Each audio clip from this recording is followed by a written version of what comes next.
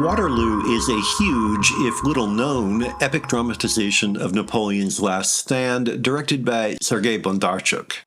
The scope and texture of Waterloo will be familiar to anyone who has seen the astounding battle scenes in Bondarchuk's version of War and Peace. Waterloo is much shorter, but since it is about only a battle, there is every reason for the filmmakers to draw it out in detail and to repeat what was most memorable about the earlier film. The characterizations of the Duke of Wellington, Christopher Plummer, and Napoleon, Rod Steiger, are ably written and performed, but the real star is the swirling reconstruction of the battle. Effectively, Waterloo is 2 hours plus of moving battle paintings. As thousands of extras fight in precise formations, fires and explosions send clouds of smoke billowing across the landscape, and lines of cavalry charge at top speed, we are treated to practically a catalog of rapturously extravagant painting conventions in movement. Made in 1970 and co-produced by the Soviet studio Mosfilm, this ecstatic visualization of the beauties of warfare nonetheless inevitably includes a bit of Vietnam-era anti-war rhetoric which, given the exquisite imagery, feels at best like hypocritical tokenism. You know, for example, that Wellington's handsome young staff officer is doomed.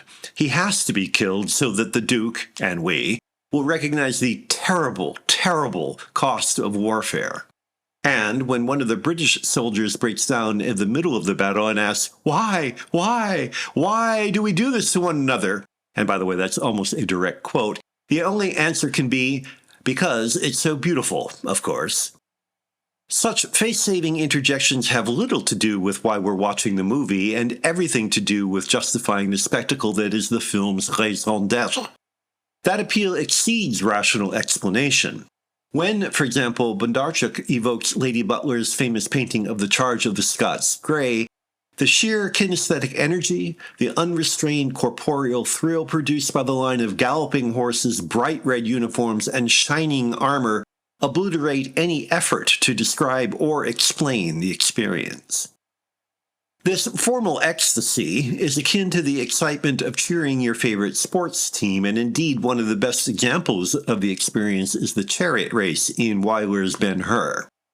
You can know rationally that there is no reason to be excited, that it is a contrivance, that you are responding as much to pure movement as anything else, but none of that matters. Our bodies take over our heads to instill the unadulterated joy of being alive, carrying all before it. Waterloo's spectacular pleasure bursts the bounds of rational understanding, testifying to the power of visceral rapture. The film does not answer to literary notions of quality.